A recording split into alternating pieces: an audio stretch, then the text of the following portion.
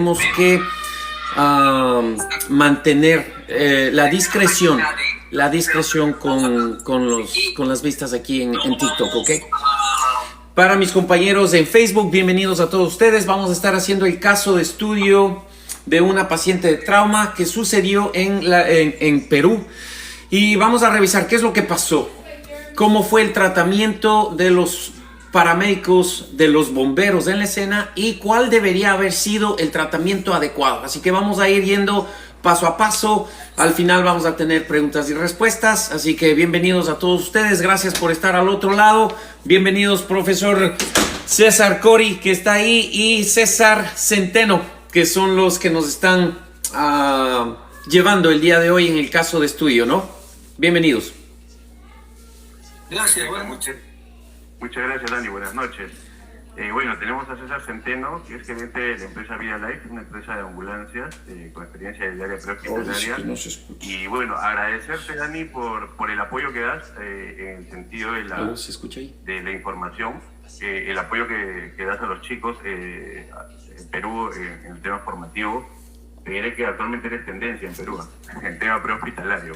Oh, gracias. Porque, claro, tendencia porque cuando das las explicaciones la das del lado científico, con conocimiento, que es lo que se requiere, ¿no? No se requiere decir porque lo vi en tal lugar, no. O sea, tu explicación es con base científica y eso es lo que se requiere. Recordemos que hoy en día la prehospitalaria, todas las maniobras son con evidencia científica, ¿no? Acá ya no existe el por si acaso hago esto, no. O sea, yo para tomar una decisión tengo que estar seguro y haber hecho una buena evaluación del paciente. ¿Vale? Así es. Perfecto. Vamos esperando, se están empezando a conectar los chicos, se están empezando. Fernández, Yuli Fernández, buenas noches. Yuli, ¿se me escucha, Yuli? A ver cómo nos va. Yo sé un ratito.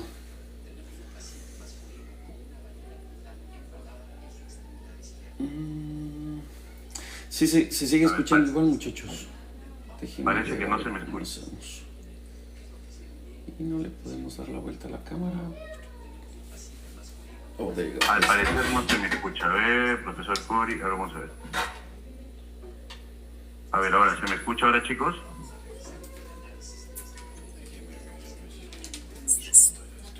Dicen, no se le escucha a Cori. Jesús Aro me dice que no se me escucha. Oh, hay unos problemas con el audio. Están teniendo un poquito de problemas acá con el audio del personal. Esperen un ratito, déjenme les acomodo esto de aquí. ¿Cómo han pasado, muchachos? Ahorita estamos con problemas técnicos, pero ahí sí se me escucha mejor, ¿verdad? ¿Se escucha bien? Silvia, ¿cómo estamos? Bienvenida, gracias por estar al otro lado. ¿Dónde estoy aquí? Listo, ya nos indican que se escucha ya. Tenemos a Diego. Diego, buenas noches, Diego. Tenemos a Diego, tenemos a Jesús Aro. Buenas noches, Yuli. Sandra, Jessica Caguana. Perfecto. Ok. Entonces lo que vamos a hacer es que le vamos a poner al teléfono por aquí. Vamos a arreglar esto de acá. Perfecto. Ok, ahí estamos, chicos. Vamos a estar transmitiendo desde la computadora y así nos vamos a ir viendo, muchachos, ¿ok? Perfecto. Dani, recordarles también a todos tus seguidores, los que sean de Lima, Perú, que al final tenemos una dinámica. Tanto a tus seguidores como mis seguidores tenemos una dinámica para hoy al final de la clase, para los que te queden hasta el final. Ok. Esperen un ratito que no sé qué es lo que está sonando. Ya, listo, perfecto. César, a ver, ¿puedes hablar para ver si es que tengo repetición de audio? Me copia, todo me copia. Cori, Dani, buenas noches. Buenas noches. Les escucho fuerte y claro. Ahora sí, muchachos, fuerte y claro. Estamos aquí, listos y dispuestos. ¿Sigue igual? ¿No se escucha?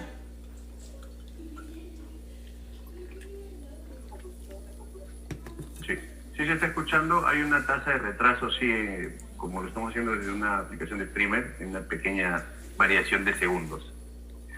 Pero bueno, empecemos. Dani, ¿te parece antes de analizar el caso podamos hacer digamos, un recuento de PH-TLS, de qué nos dice el PH-TLS en el tema de trauma, para que puedan de repente los chicos entender más el video al momento que lo analicemos?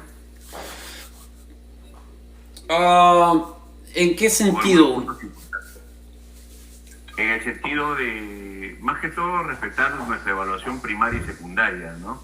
En el caso de trauma. ¿No? Que es lo que he visto en el video, ¿no?, que teníamos, que te lo pasé por interno. En este video, como que no han respetado mucho la evaluación primaria y secundaria, ¿no? O no han tratado de acuerdo a los parámetros que estipula el PH-TLS. Ok. Entonces, ¿podemos hacer eso antes del video? Lo íbamos a hacer después. Entonces, hagámoslo antes de mirar el video. Lo importante, señores, cuando estamos hablando no solamente del PH-TLS, estamos hablando del manejo de trauma en general, ¿no? Tenemos que respetar cada una de las de los pasos que son importantes, y ese es el problema, no solamente en la prehospitalaria, sino dentro del hospital también. Cuando no respetamos los pasos, sea en trauma o sea en un paciente clínico, siempre vamos a tener consecuencias, y lamentablemente siempre va a ser el paciente el que pague las consecuencias del personal que no está bien entrenado. Es decir que si nosotros hablamos del PH-TLS enfocándonos para el día de hoy, en el PH-TLS es muy estricto que hablamos, primero siempre va a ser X. ¿Por qué el control de hemorragias es tan importante? ¿Y por qué es tan mal entendido? Como en el video que vamos a proceder a ver, el problema, señores, de que no se detenga la hemorragia como prioridad, no importa nada más. Si es que ustedes, señores, no detienen la hemorragia, estamos hablando de una hemorragia que es exsanguinante, ¿no? No es cualquier tipo de hemorragia, es una hemorragia que si tú no controlas entre 3 y 5 minutos, esta hemorragia va a matar a tu paciente. Y después pretenden hacer reanimación cardiopulmonar en un paciente que ya no tiene sangre dentro de su sistema. Entonces, ¿por qué es importantísimo el detener las hemorragias exsanguinantes? Porque si es que no detenemos, no va a haber la materia prima, o sea, la sangre, la que lleva el oxígeno, la que lleva el dióxido de carbono, la que nos mantiene vivos, lo que mantiene una presión, una frecuencia cardíaca, no está dentro del sistema, entonces no existe paciente. Tenemos que saber que si nosotros no entendemos este concepto como lo más básico dentro del trauma, es que el paciente va a pagar las consecuencias y va a fallecer, y entonces se enfocan en otras cosas, como en hacer el examen de cabeza a pies sin detener las hemorragias. Y esto es realmente crudo, ¿no? Esto para mí es impactante, que la gente que estando preparada o sin prepararse en la ambulancia llegue a una escena donde un paciente está sangrando activamente y se dediquen a hacer un examen de cabeza a pies. Esto es inaudito. Yo no puedo justificar este procedimiento. Entonces, el PH-TLS es claro y nos dice que la prioridad número 1 siempre va a ser X. El control de las hemorragias. Vamos a controlar las hemorragias exsanguinantes. Y aquí viene el otro problema, ¿no? El otro problema de la gente que se confunde es que piensa que inmediatamente se tiene que aplicar el torniquete, y se pierden segundos, señores, se pierden segundos. Y si tú no sabes utilizar el torniquete adecuadamente, te puedes demorar hasta 3 o 4 minutos en aplicar un torniquete correctamente. En estos 3 y 4 minutos el paciente se te murió exsanguinado. Entonces, ¿cuál es el primer paso? Y lo más importante es detener la hemorragia con una presión directa, señores. Presión directa. Ustedes llegan hacia la escena y ustedes no llegan corriendo con un torniquete, pero tú sí llegas corriendo con tus manos. Ya deberías tener tus guantes puestos directamente a detener la hemorragia. No llegamos directamente a poner un torniquete, señores. Aunque tú ya tengas tu torniquete, siempre el primer paso va a ser el de presión directa. Una vez de que nosotros hagamos el control de la hemorragia con presión directa y veamos que no existe el control de la hemorragia, entonces tenemos que seguir al siguiente paso, ¿no? Tenemos que seguir al siguiente paso. ¿Cuál es el siguiente paso? Ahora sí, vamos a seguir al de empaquetamiento y vamos a continuar con el torniquete. ¿Por qué? ¿Y por qué existe tanta controversia a través de los sistemas de emergencias hablando de los torniquetes? Porque no lo saben colocar. Al igual que en la reanimación cardiopulmonar, la mayoría de nosotros en el pasado no sabíamos si el paciente tenía o no tenía pulso. Entonces retardábamos la reanimación cardiopulmonar, que es lo único que puede salvarle la vida al paciente. Y por eso ahora nos enfocamos en, hey, señores, si no saben chequear el pulso, inicie con presiones cardíacas.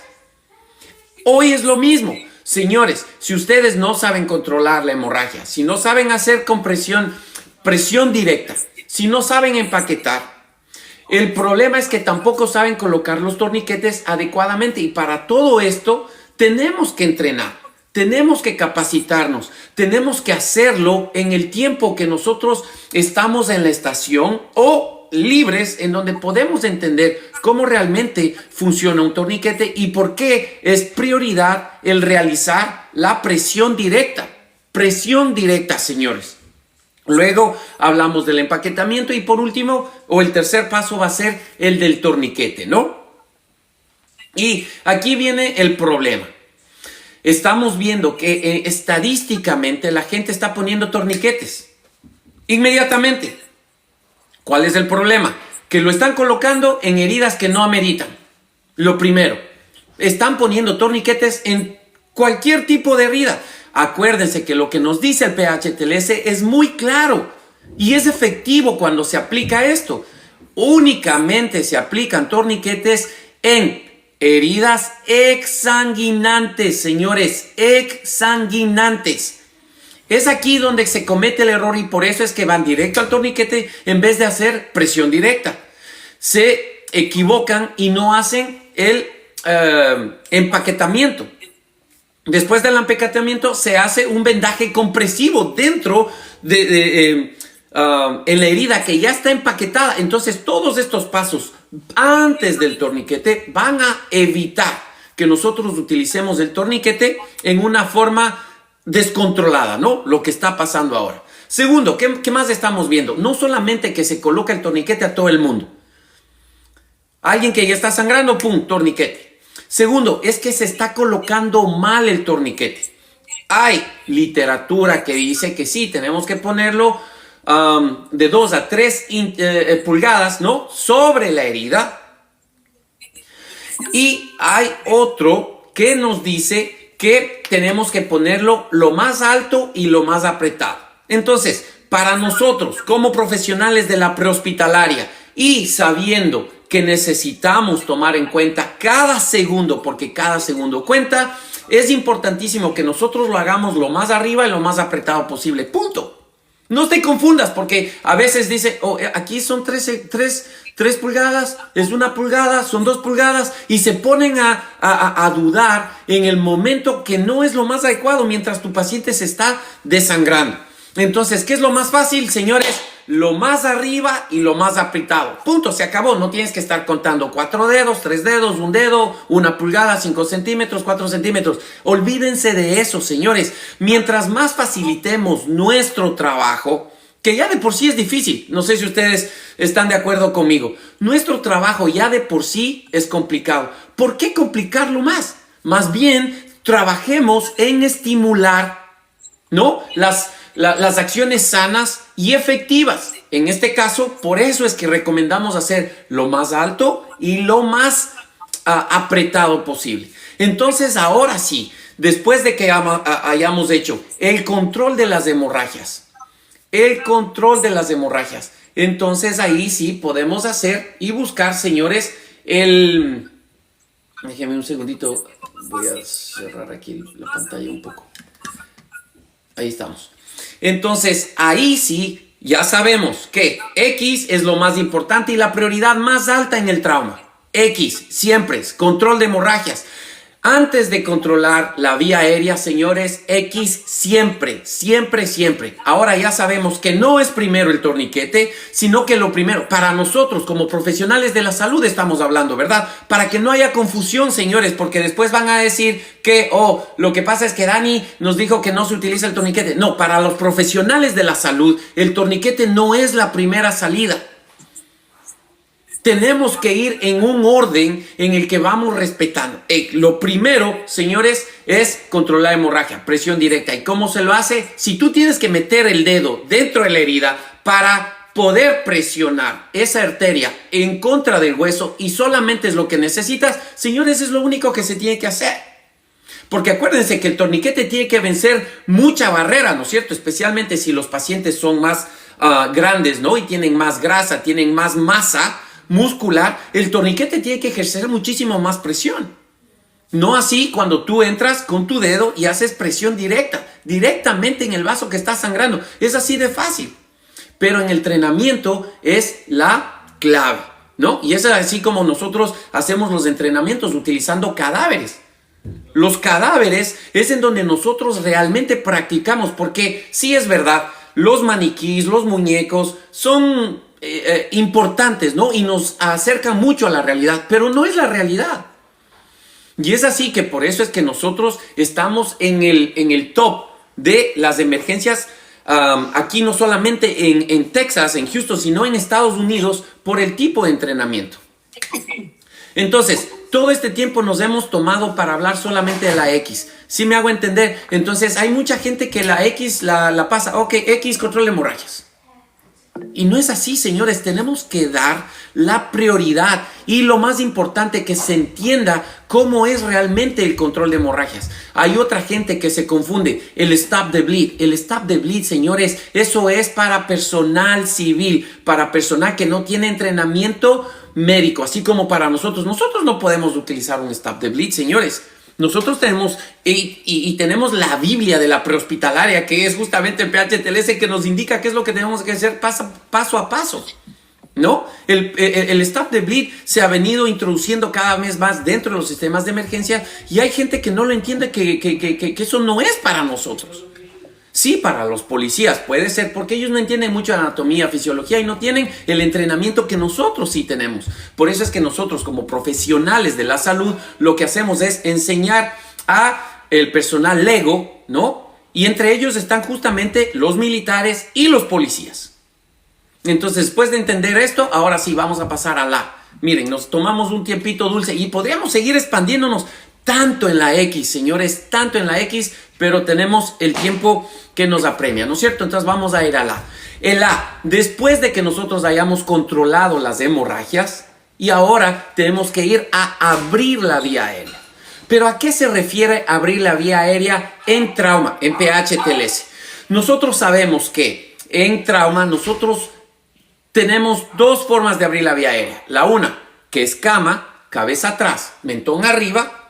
Pero cuando sospechamos de trauma, de paciente con lesiones a nivel cervical o de la columna, tenemos que iniciar con el, ¿cómo se llama? Jotros es la sublugación mandibular, ¿no? Tenemos que hacer la sublugación mandibular. Espérate. Dani. Sublugación. There you go. Dime. Ya. Disculpa, un espacio, por favor. Tu palabra por delante, Dani. Quiero reforzar con lo que tú dices, que ya de sí nuestro trabajo es difícil. Y hay que buscar la manera de hacerlo lo más práctico. Para esto nosotros tenemos que manejar tracción mandibular.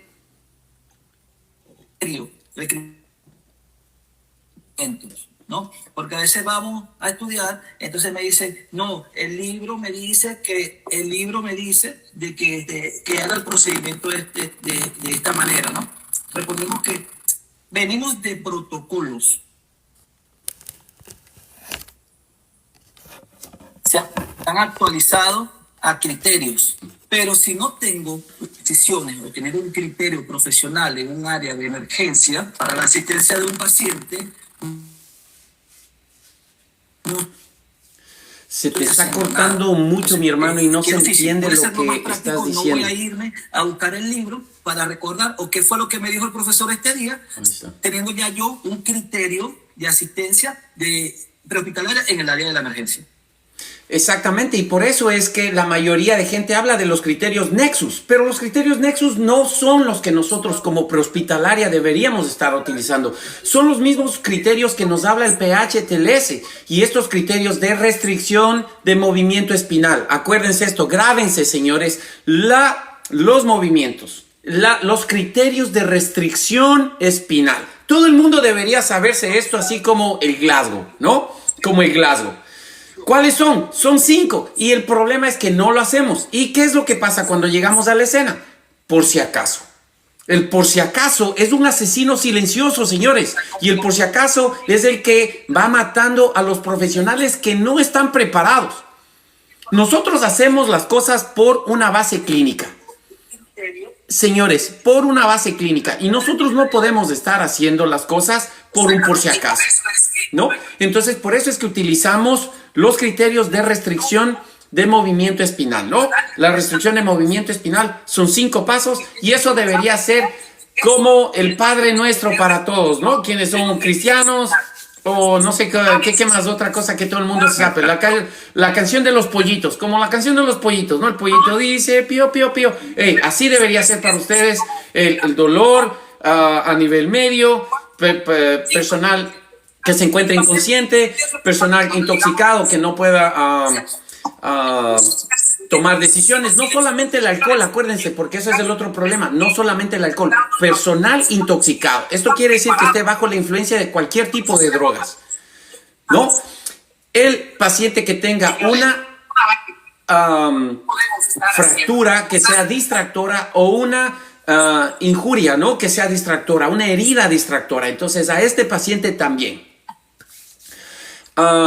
Y cada vez que nosotros apliquemos estos criterios de restricción de movimiento espinal, señores, acuérdense, la prioridad siempre va a ser abrir la vía aérea. Si ustedes no se acuerdan y no pueden abrirlo, tienen que utilizar CAMA. Señores, C-A-M-A. Abra la vía aérea porque usted se preocupa mucho en el cuello y el paciente está hipóxico, está apneico, te va a caer en una parada cardíaca, parada respiratoria, parada cardiorrespiratoria. ¿Por qué? Porque te preocupaste demasiado ¿en qué?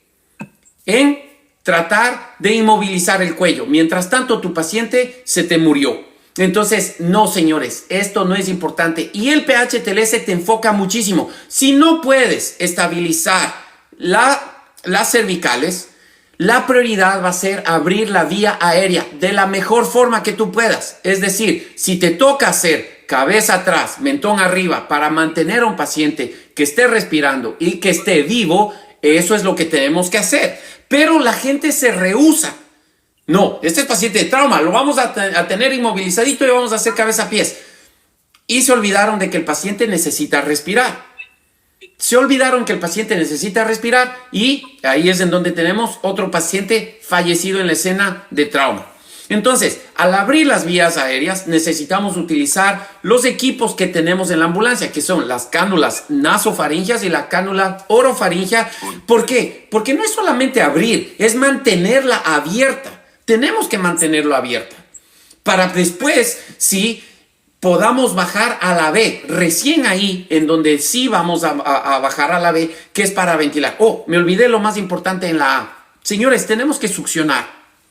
Tú no vas a empezar a ventilar si el paciente tiene sangre, señores, o secreciones en la vía aérea. Entonces es importantísimo que también sigamos, señores, las secreciones es parte de la vía aérea.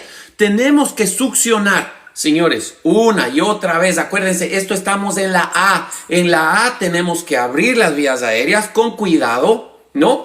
De tracción mandibular. Y si no puedes, utilice cama. Lo más importante es abrir la vía aérea y mantenerla abierta. ¿Cómo la vamos a mantener? Cánula nasofaringea, cánula orofaringea. Después de esto, señores, vamos a succionar, a asegurarnos de que está abierta. ¿Por qué? Porque cuando vamos a ventilar, esa vía aérea tiene que estar permeable. Y este es el secreto, señores, que la gente no sabe. La gente quiere ventilar sin importar lo que está dentro de la cavidad oral o nasal. Y este es un problema gigante porque empiezan a ventilar a pacientes que tienen fluidos. ¿Y ustedes qué creen? ¿A dónde se van esos fluidos? Especialmente en pacientes que no pueden controlar su vía aérea. Directamente a los pulmones, exactamente, directamente a los pulmones. Entonces ya, esto no es una complicación de nuestro paciente, esto es una complicación de nosotros como manejadores de trauma, como operadores. Y si ustedes no saben manejar la vía aérea, señores, está acabado, ese paciente no tiene esperanza. ¿Ok? Miren, X, A, B, ventilaciones. Ahorita vamos a las ventilaciones. ¿Cómo vamos a ventilar? No sabemos utilizar el BBM. El BBM lo vamos a utilizar con la técnica EC o la que yo les he enseñado, la OE, en donde nos permite estabilizar el BBM en la cara del paciente, manteniendo un sellado adecuado. Y no solamente esto, sino que hay que conectarlo al oxígeno. Y cuando estamos ventilando, señores, la hiperventilación y la hipoventilación va a matar a tu paciente. Entonces, ¿qué quiere decir? Que tenemos un rango de ventilaciones. ¿Cuáles van a ser? ¿Cuáles, cómo y cuándo tenemos que ventilar?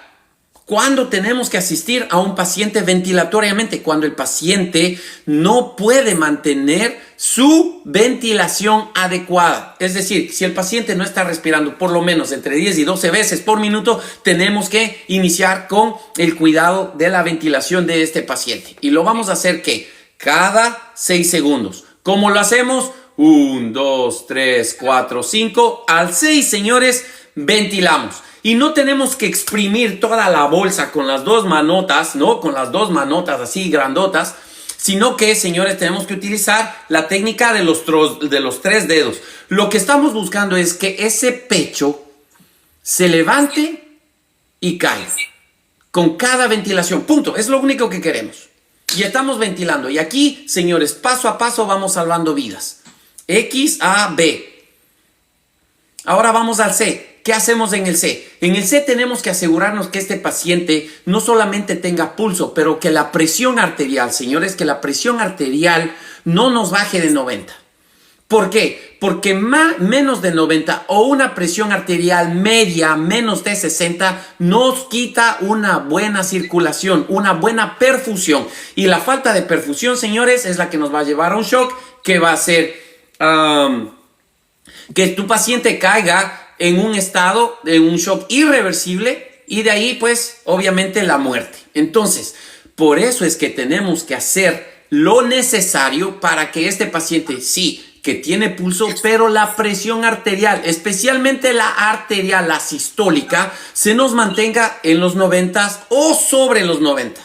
Pero esto está mal entendido en pacientes que están con hemorragias. Entonces, ¿cómo lo mantenemos? Con 2 litros de solución salina o lactato de Ringer. No, señores, estamos diluyendo la sangre y estamos asesinando a nuestros pacientes. Lo que tenemos que hacer es algo que se llama una presión que es, se me fue la palabra, ¿cómo es? Permisiva, ¿no? Una hipotensión permisiva. Esto es lo que nosotros manejamos. Manejamos una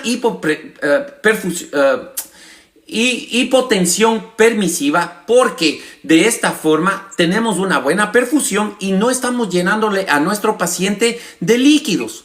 No le estamos llenando de líquidos. Entonces, por eso es que estamos aprendiendo de qué es lo correcto y lo incorrecto. Entonces, acuérdese, en el C no solamente el pulso, pero la presión arterial siempre va a ser lo más importante. Segundo, yo sé que es complicado en Latinoamérica, pero tenemos que hablar de lo que es lo mejor, de lo mejor que es sangre. Necesitamos, señores, que ese paciente tenga y obtenga sangre lo más rápido posible. ¿Qué es lo que nos quiere decir? Que en la escena nosotros deberíamos tener un cronómetro de máximo 10 minutos. O sea, 10 minutos la gente dice, no, es que 10 minutos es muy poquito. No, 10 minutos es muchísimo en la escena. Tú puedes estabilizar, empezar accesos intraóseos, intravenosos, iniciar fluidoterapia, empezar a recalentar a tu paciente, tener signos vitales, control de hemorragia, señores, abrir las vías aéreas. 10 minutos es un siglo. ¿Para quién? Para quien sabe trabajar en equipo y sabe qué hacer en la escena. Y esto es lo más importante, que a veces se quedan en la escena 20, 30, 40 minutos. Y están a dos cuadras, a 3 cuadras del hospital. Injustificable completamente. Oh, es que quería intubarle. Oh, es que quería hacer otro procedimiento. Oh, es que quería hacer el otro. Y eso no justifica, señores. Nos dice que son 10 minutos en la escena, pero no es para que tú llegues como un Uber, como un taxi, ¿no? Que lo montes sin hacer nada. Esos 10 minutos que te estoy explicando es lo que tenemos que hacer desde el X hasta el C. Y todo esto se puede realizar en menos de 10 minutos. A los 10 minutos, cuando ya tienes realmente 10 minutos o menos, cuando ya tienes estabilizado tu paciente, entonces, señores, hey, nos vamos. Ahora sí, vamos a tomar a nuestro paciente y lo vamos a llevar hacia el hospital. Punto. D. ¿Qué es lo que pasa en el D, señores? En el D es cuando se confunden. No, aquí recién vamos a hacer el ADVI. No, señores, el ADVI se hace cuando tú haces paciente, cuando haces contacto con tu paciente. El ADVI es si el paciente está alerta, reacciona a estímulos verbales, dolorosos o inconscientes. Esto es apenas tú encuentras a tu paciente. En el D lo que nos preocupamos, señores, es de la valoración de la escala de coma de Glasgow. Ahí sí, señores, vamos a valorar nuestros 15 puntos y lo mínimo son 3. Y después de haber valorado esto, también tenemos que valorar la glucosa, porque acuérdense, señores, la mayoría de gente dice, no, es que es trauma y la glucosa no es importante. Pero si tú te das cuenta que el paciente está inconsciente, que no te está reaccionando, que está sudoroso, pálido, que tiene signos y síntomas de hipoglicemia, ¿qué crees que debemos hacer? Tenemos que descartar que es hipoglicemia. ¿Y sabes cuántas veces hemos encontrado pacientes, especialmente de la tercera edad, con fracturas de hombro, fracturas expuestas de brazo, de pierna, que están completamente inconscientes, que están completamente desorientados, ¿no? Y no, es que después de haber detenido la hemorragia, después de haber hecho todo lo que tuvimos que hacer, entonces chequeamos ese azúcar y bajo, ¿no? Slow, está en 30, está en 15, está en 20. Entonces, claro que se tiene que tratar. Pero miren en dónde se encuentra, ya en el D. Cuando ya hemos estabilizado a nuestro paciente, cuando ya le salvamos la vida a nuestro paciente. Pero se tiene que hacer, claro, hay un lugar para todo. Para todo. Y, señores, tampoco se descarga que si es que el paciente se mareó, se fracturó, estuvo sangrando y tiene algún tipo de bloqueo cardíaco, tiene un accidente cerebrovascular, siempre, señores, se tiene que tratar la prioridad. En este caso va a ser el trauma, pero al centro de trauma que tú le lleves también tiene que tener capacidad para tratar ataques al miocardio y obviamente para accidentes cerebrovasculares, ¿no? Es un centro de trauma, así que todos ellos deberían tener lo mismo. Así que pasamos recién al E. En el E, señores, vamos a hacer el examen de cabeza a pies. Recién aquí vamos a hacer ese examen de cabeza a pies. O sea, estamos hablando de la evaluación secundaria, que eso no nos importa cuando tu paciente se está muriendo. Estamos hablando de la evaluación secundaria. Entonces vamos a exponer a nuestro paciente y luego vamos a hacer el examen de cabeza a pies recién a este punto. Ahora sí vamos a encontrar esos golpes mínimos, sangrados menores y controlarlos, porque a la final sangrado es sangrado y no porque es mínimo lo vamos a dejar sangrar, ¿no es cierto? Tenemos que controlar el sangrado de todos estos pacientes. Y señores, aquí es en donde terminamos recién la valoración primaria. La secundaria, ¿qué creen que tenemos que hacer? Dale vuelta al cassette y vamos a iniciar nuevamente con la valoración. Si tu paciente está inestable, cada 5 minutos. Si no está así entre estable e inestable, lo puedes hacer cada 10 minutos. Y si estás completamente estable, lo puedes hacer cada 15 minutos. Hey, pero nadie te dice que si tu paciente está muriéndose, si está súper inestable, deberías tomar signos vitales cada minuto, porque después de cada minuto, cada acción, cada tratamiento que tú hiciste debería estar afectando los signos vitales de tu paciente. Entonces tenemos que hacer signos vitales cada minuto, cada 2 minutos para saber si tu tratamiento está o no está sirviendo. ¿Quién te dice esto? ¿Te dicen en los libros? No, pero te lo digo porque después de cada tratamiento se debería valorar qué es lo que pasa con la hemodinamia de tus pacientes. Y a mí me ha servido, aquí nos sirve, aquí reflejamos cada tratamiento. ¿Sirve o no sirve? ¿Basado en qué? En el reflejo de los signos vitales. Y con esto, señores, hemos hablado más o menos unos 35 minutos de lo que es el X, A, B, C, D, E. Y creo que estamos listos para ese video. Lanzo el video, Dani. Ok, vamos a ver un video, señores. Aquí en el Facebook les voy a recomendar. Es un video un poquito sensible, así que si ustedes son sensibles, les voy a pedir que tengan cuidado. Acá en el Facebook, en el TikTok también les voy a pasar el video, pero señores, miren, en lo que vamos a hacer es que les voy a poner solamente por un poquito el video y después lo vamos a quitar, ¿ok? Así que dele, mi hermano, rueda tape. A ver, vamos a ver un momentito. Esperamos. Solo para contarles, esta es una paciente femenina que sufre un accidente de tránsito en una moto. Ustedes pueden observar que la paciente se encuentra inconsciente, todavía usando el casco. Tenemos personal, hay un militar y bomberos en la escena quienes están tratando a este paciente. Y vamos a ver, después de lo que ustedes han aprendido cómo hacer un tratamiento adecuado de paciente de trauma, ustedes me dirán. Un minuto, Dani. A ver, se compartió. Vamos a ver. Dame un minuto, por favor. Sino que claro que sí. Se quedó paralizado. Dame un minuto. A ver. Voy a dejar de presentar. A ver, presentarlos. Voy a quitarle un minuto. Voy a volverlo a presentar. Voy a volverlo a colgar. Ok. Ay, disculpen, muchachos. Ya saben cómo es esto, la tecnología. Hasta eso, ¿tienen algún tipo de preguntas? Dice, ¿el control de la glicemia debe estar incluido en el control de signos vitales?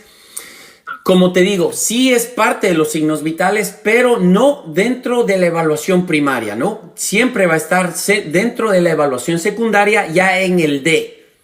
Y el ADVI siempre va a ser dentro de la evaluación primaria, para que no se me vayan a estar confundiendo, muchachos, ¿ok?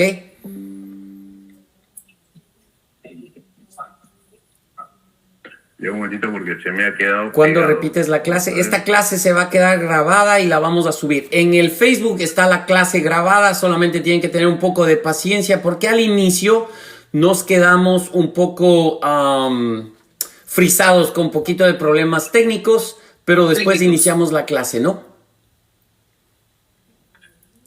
Bueno, es muy importante las recomendaciones, la clase de manera explicativa, valga la redundancia, Dani, que le está dando a los compañeros que son alumnos de Cori.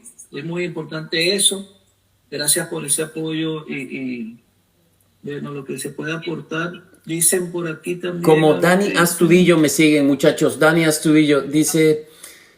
Ale dice... Sí. Oh, Ale Zambrano, ¿cómo estamos, mi hermano? Dice, todo tiene un criterio para hacerse. Así es. Saludos desde Venezuela, Gregorio Arajo. Me dice por aquí, ¿con qué aspiramos? Dice Cori, aspirador de secreciones. Recordemos que existen dos tipos de aspiradores. El que tenemos en la ambulancia, que lo conectas a la corriente, y el manual. ¿Correcto? Así es. Tenemos dos tipos de aspiradores. Así que, pues, en mi canal yo les indiqué cómo improvisar un aspirador, ¿no? Si es que no tienen, yo sé la historia de mi Latinoamérica hermosa y en la mayoría no tienen ni gasolina para las ambulancias. Entonces les enseñé cómo improvisar y cómo aspirar, ¿no? La vía aérea. Dice, lo quita al TV, dice, saludos desde Lima, Perú, saludos. Ya, Dani, ahí hago la proyección. Ok, sí, por favor, dele. Ahora vamos a ver el video, señores, que estábamos hablando.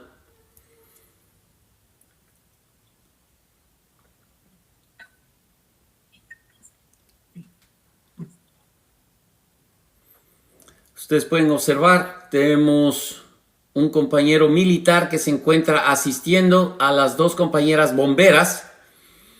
Este video tiene una duración más o menos de 2 minutos y yo no sé cuánto tiempo se demoraron en llegar al lugar, pero de todo lo que hemos hablado, del X, A, B, C, D, E, ¿no? Lo primero que tenemos que hacer, ustedes pueden observar que están tratando de... Estaban viendo el examen de cabeza-pies primero. Acaban de retirar el casco en una posición de la paciente supina, ¿no? El casco retirado en posición supino. ¿Lo detengo ahí? Saludos. No, sígale nomás, déjale nomás correr. Ya, le digo. Entonces podemos observar que hay una cantidad considerable de sangre, ¿no? En la escena. Podemos observar que hay una cantidad considerable de sangre en la escena. Ustedes pueden ver ahí. Perdón. Y recién ahora estamos volteando a nuestro paciente.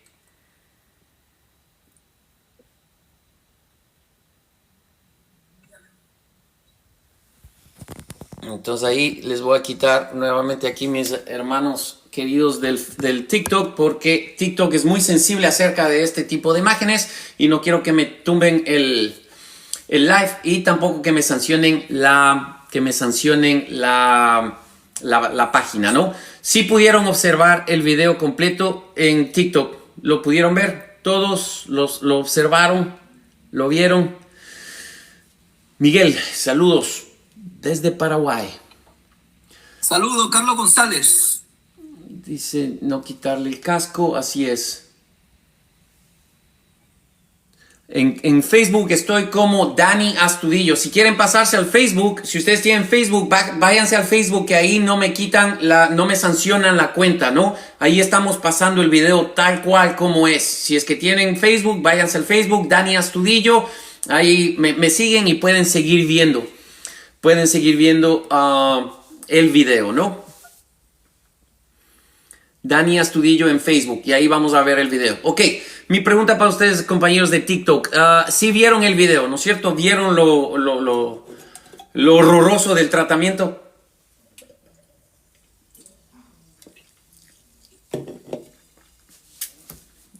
¿Vieron el video, no es cierto? Ok.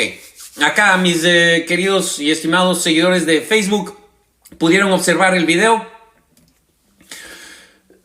César, ¿lo puedes volver a proyectar una vez más? Y lo vamos a ir pausando para ir comentando cada una de qué es lo que se tuvo que haber hecho, ¿no? Entonces, dame un minuto. Vamos a observar nuevamente. Sí, vamos a hacer un video. Ahora, ya voy a trabajar hoy o mañana. Vamos a trabajar en hacer ese video y lo vamos a subir para cuál sería el tratamiento adecuado para este tipo de pacientes, ¿no? Entonces, lo primero que pueden observar, Fernando, ¿cuál fue el error más grave que cometieron estos paramédicos? Roxana, bienvenida, no hicieron nada bien, ajá. ¿Cuál fue el error más grave, señores, de los paramédicos que se encontraban en la escena? Y recuerden que esto no es una crítica personal, ¿no? Esto es una forma de revisar los errores de otros operadores para que nosotros podamos aprender. Porque ustedes, así como yo, aprendemos, ¿ok? Ajá, Dani Astudillo en Facebook, y ahí sí lo pueden volver a ver. Se quedó congelado. Ok, yo lo puedo publicar acá en el mío. Dame un minuto porque se quedó congelado. Sí, no hay problema. Yo les voy a publicar acá a mis seguidores. Ellos sí lo pueden ver aquí desde mí. Ahorita lo vuelvo a retransmitir. Dame un minuto. Ok, chicos, entonces lo que vamos a hacer es nuevamente vamos a mirar lo que pasó para que lo vean. Bueno, ayudo un poco a los chicos aquí referente. Exactamente. El error más grave del personal que se encuentra en la escena ahora mismo es el de no haber tratado el sangrado, ¿no? Que realmente si nosotros tomamos en cuenta con la técnica de las manos, nosotros podemos decir que fácilmente ahí tenemos por lo menos entre 750 milímetros de sangre, ¿no? Aproximado hasta un litro, dependiendo si es que se absorbió o no se absorbió en la ropa, ¿no?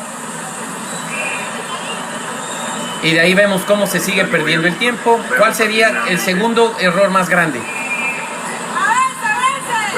Quitar el casco y rotar a la paciente sin antes inmovilizar o valorar el sangrado. A ver, voy a compartir nuevamente el video. Está de cúbito prono, sí, señores. Ahí va. Ok. Páselo, Cecita, páselo.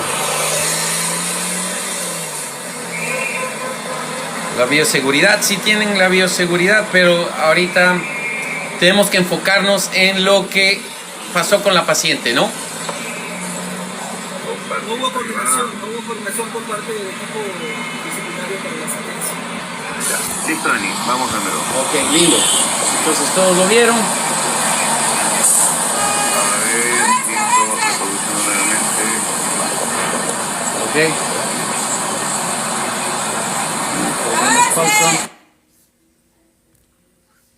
Ok.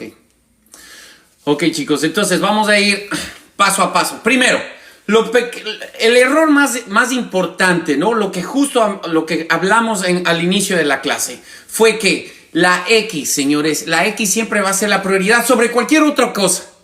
No nos importa realmente. Si el paciente está sangrando activamente, a esta paciente la tenemos que mover en bloque lo más rápido posible. De esa posición prona, moverla a una posición supina con el casco, que es lo más importante. Moverla en esa posición de prono a supina con el casco. Una vez que ya está en la posición supina, vamos a retirar ese casco inmediatamente porque tenemos que detener las hemorragias.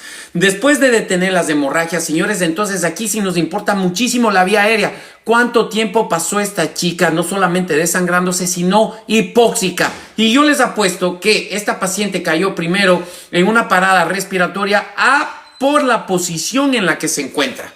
Y después, señores, exactamente. Y después de que la pongamos supina, vamos a retirar el casco y aquí es en donde tenemos que hacer abrir las vías aéreas súper agresivamente, ¿no? Tenemos no solamente que abrir la vía aérea, tenemos que mantenerla abierta y tenemos que succionar. Tenemos que succionar esas vías aéreas porque lo más importante es mantener una vía aérea permeable para iniciar la ventilación. La ventilación y la oxigenación para que esta paciente no solamente el cerebral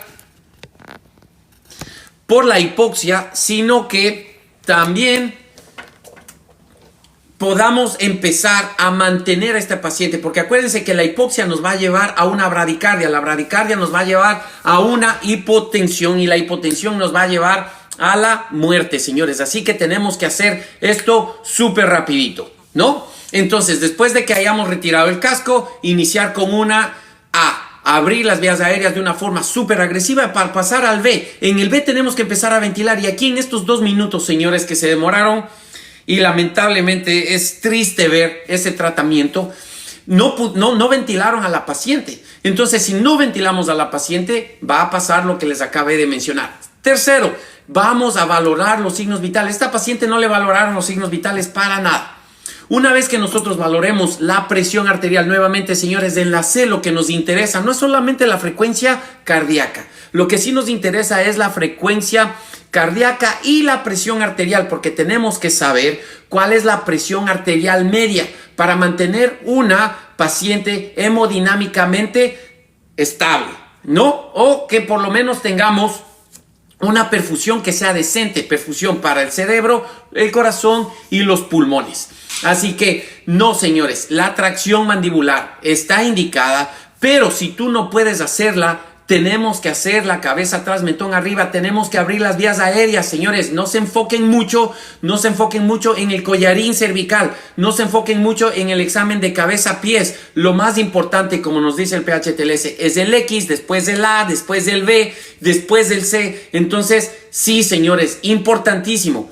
Detener la hemorragia, abrir las vías aéreas, mantenerlas abiertas, cánula nasofaringea, orofaringea, succión. Después ventilamos, iniciamos las ventilaciones con oxígeno una vez cada 6 segundos y después vamos a chequear la presión arterial. Si la paciente se encuentra hipotensa, tenemos que iniciar inmediatamente acceso intraóseo, acceso intravenoso y dependiendo cuál es la presión arterial, como ya controlamos la hemorragia, tenemos que empezar con fluidos.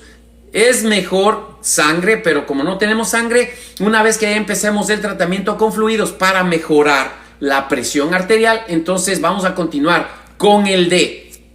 En el D, señores, vamos a valorar cuál es la escala de coma de Glasgow, ¿no?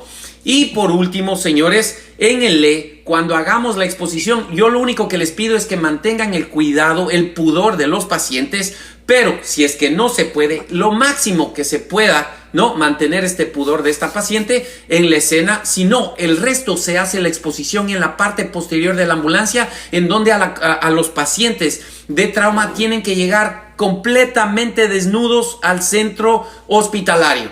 ¿Por qué? Porque estas heridas de trauma se ocultan debajo de la ropa. Y yo les he contado una y otra vez de mi compañero que no quiso cortarle el calzoncillo a un paciente que le dispararon y el paciente seguía sangrando. Resultó que la bala se alojó en el testículo del paciente y de ahí era que estaba sangrando. Pero como no quiso cortarle el calzoncillo, entonces cuando le cortaron en el hospital se dieron cuenta recién que tenía 2 entradas de bala, ¿no? Entonces por eso que es importantísimo que nosotros hagamos nuestro trabajo como se debe. A veces, oh no, ya solo el calzoncillo, no importa.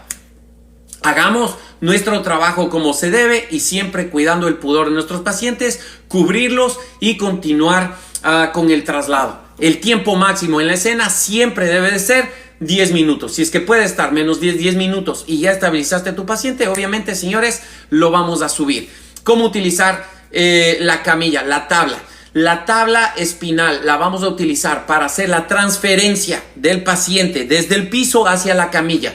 Y si tu hospital se encuentra a menos de 15 minutos, mantenga a la paciente en la tabla espinal. Si no, si es que es más de 15 minutos, tienes 20 minutos, 30 minutos hacia el hospital, por favor, no utilices la tabla espinal para el transporte en la ambulancia. Utilízala solamente para la transferencia desde el piso hacia la camilla y lo vamos a dejar en la camilla.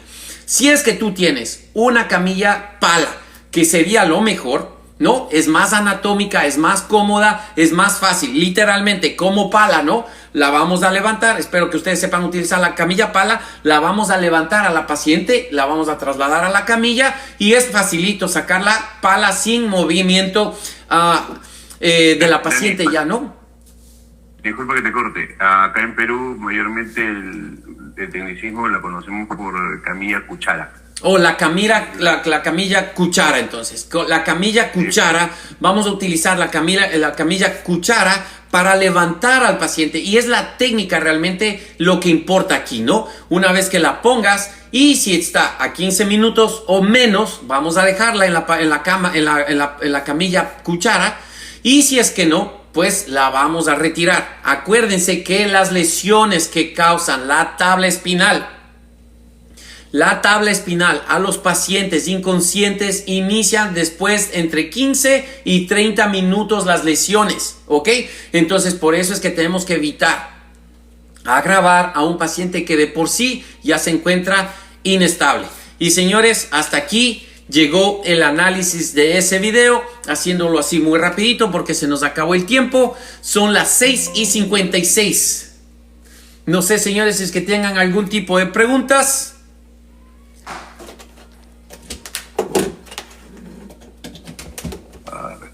Mira, acá ahorita todavía no tengo preguntas, Dani, he tenido un problema técnico y se me fue la transmisión del Facebook. Ok.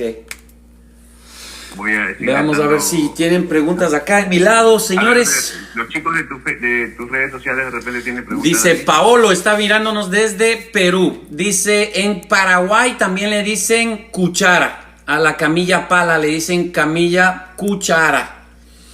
Dice, ¿podemos ver el video otra vez? Yo les voy a pasar el video ahora mismo otra vez. ¿Tienen algún tipo de pregunta acá en Facebook? En el TikTok no tenemos preguntas. Vamos a pasarles el video otra vez. Déjame, les paso un ratito, Cesarín. El video lo vamos a pasar acá. Ok, pónganle atención, muchachos. Y miren que aquí ya tenemos control de tráfico, la policía ya está haciendo control de tráfico, o sea que no entiendo cuánto tiempo esta paciente pasó en esa posición. Y obviamente la paciente falleció, ¿no? Es lamentable ver que la paciente terminó falleciendo. O sea, con el manejo que tuvo, más el trauma, no hay otra fórmula, ¿no? Mal manejado, igual a la muerte. Evidentemente hubo un mal procedimiento de trabajo desde la perspectiva que tenemos como video. En realidad, la realidad como tal no la vivimos con los compañeros presentes en la escena. Evidentemente, hay un mal manejo de la asistencia prehospitalaria, ¿no? Completamente, mi hermano. De acuerdo. Y son errores que nosotros, que nos estamos formando en este camino, o a los que ya se están formando en este camino, que es un camino complicado, porque iniciando el live, Dani lo dijo, ¿no? Es bastante complicado como para hacerlo más complicado. Nosotros como técnicos, es importante que manejemos un criterio a base de conocimiento para la asistencia de los pacientes y poder ayudarlos. Así es. Por eso es importante que nosotros podamos entrenar y capacitarnos, ¿no? Mientras se pueda, antes de que nosotros encontremos pacientes así. No sé si pueda recomendar por aquí, Cory, un libro para los chicos. Adelante, mi hermano. Tú sabes que todo Eso lo que se es está viendo, muchachos. En el TikTok que están viendo, muchachos, ese es el tratamiento que le dieron a esa paciente y lamentablemente falleció. Primer respondiente en emergencias médicas. Es un libro muy bueno. Seguido de este libro, también me formé con el de Nancy Caroline, que es un buen libro, chicos, puedan buscarlo. Gracias por la clase de hoy, Colombia, Giratu. Véanlo, marca, soy de APH. Léanlo, Gracias por seguirme, muchachos. léanlo. Es bueno. Dice, médicos que tampoco saben manejar el tipo de emergencia. Sí, por eso al inicio estábamos hablando que este no es un problema exclusivo de la prehospitalaria. También dentro de la hospitalaria los médicos no tienen la prioridad, ¿no? Bien puesta, y también cometen muchísimos errores dentro del hospital. Juan Carlos dice, la clave es leer, capacitarse y entrenar. Dime, mi hermano. Recordemos algo. Según la norma técnica aquí en Perú, la formación del paramédico no está estipulada dentro de la ley. Nosotros, como personal de emergencia prehospitalaria, yo por lo menos, yo soy de Venezuela, vengo con una formación universitaria desde Venezuela, ¿no? Okay. Y trabajo actualmente en Perú.